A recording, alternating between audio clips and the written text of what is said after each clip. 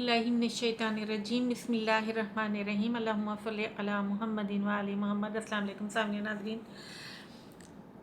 बचपन से हम ये देखते आए हैं कि शियों पर एतराज़ात बहुत ज़्यादा किए जाते हैं, आज़ादारी पर एलिगेशंस और ऑब्जेक्शंस बहुत ज़्यादा किए जाते हैं। लेकिन अल्लाह का शुक्र है कि 1400 साल से आज़ादारी का सिलसिला फिर भी जारी है। अगर कोई ये समझता है कि इस तरह के इल्ज़ामात और एतराज़ात करके और आज़ादारी को रोक दिया जाएगा या तशद्दुद करके रोक दिया जाएगा, तो ऐसा मुमकिन नहीं हो सका।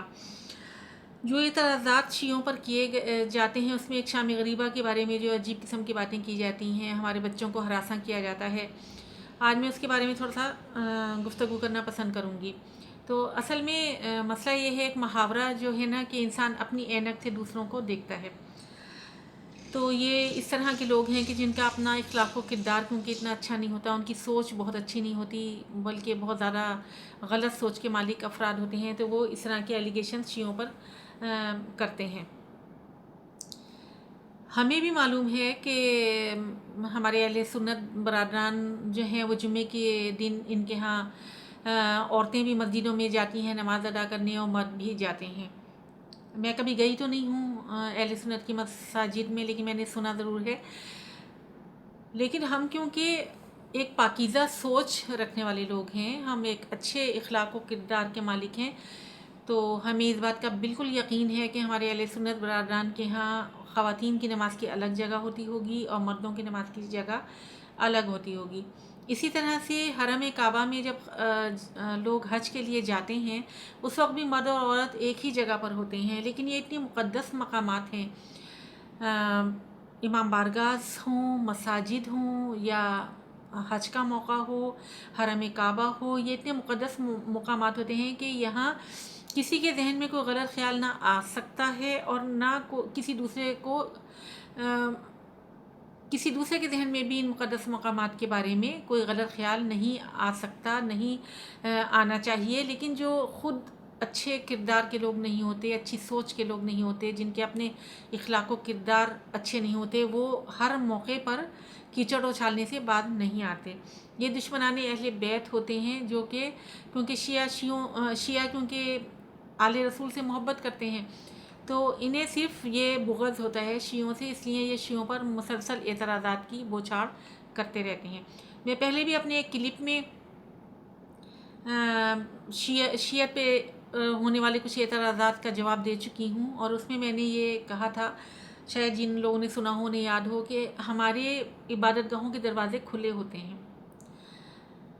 चाहे हमारी नमाज़ें हों, या हमारे रोज़े हों, या हमारे मजलिसें हों, हमारी इबादत गाहों के दरवाज़े खुले होते हैं। और अक्सर किसी पे कोई पाबंदी नहीं होती कि अगर कोई आना चाहे।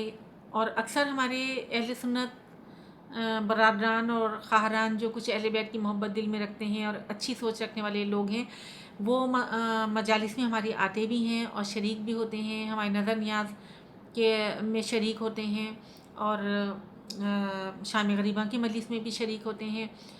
तो हमारी इबादत गाहों के दरवाज़े खुले हैं, और यही बहुत बड़ा सबूत है हमारे लिए, हमारे पास, कि हमारी इबादत के तरीक़े बिल्कुल पाकीज़ा हैं।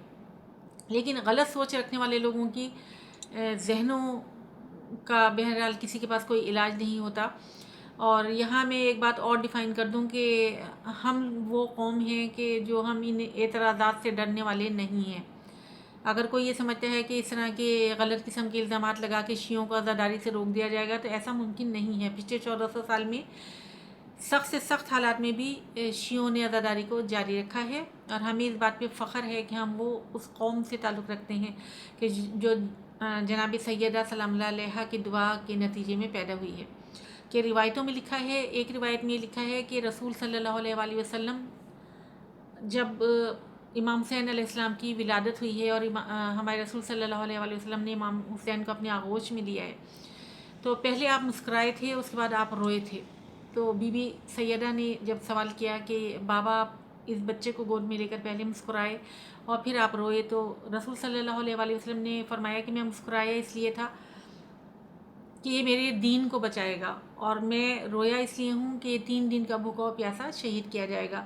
तो बीबी ने ये सवाल किया था कि बाबा उस वक्त आप कहाँ होंगे? तो रसूल ने सल्लल्लाहु अलैहि वसल्लम ने फरमाया कि बेटी, मैं اس وقت اس دنیا میں موجود نہیں ہوں گا۔